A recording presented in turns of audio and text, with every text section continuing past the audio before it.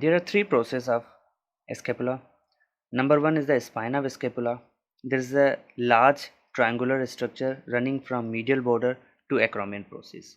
Parts of spine: apex, crest, upper lip of spine, lower lip of spine, superior or anterior surface, inferior or posterior surface. Next is the acromion process. Acromion process basically is a Greek word, means point of shoulder. Acromion is a broad, flat lateral extension of spine.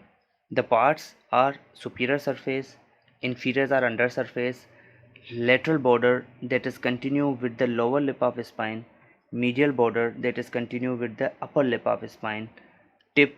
There is a articular facet as well. For the articulation with the distal end of clavicle to form acromioclavicular joint.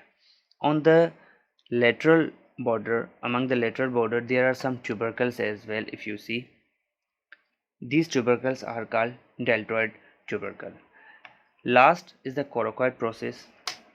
Coracoid process is a Greek word which means crow's beak. That's basically a thick beak-like structure, just like a bent structure, having a vertical and horizontal part. The parts of coracoid are the tip, superior surface, under or inferior surface, medial border, lateral border, and the base. At the base of coracoid, this notch is already discussed.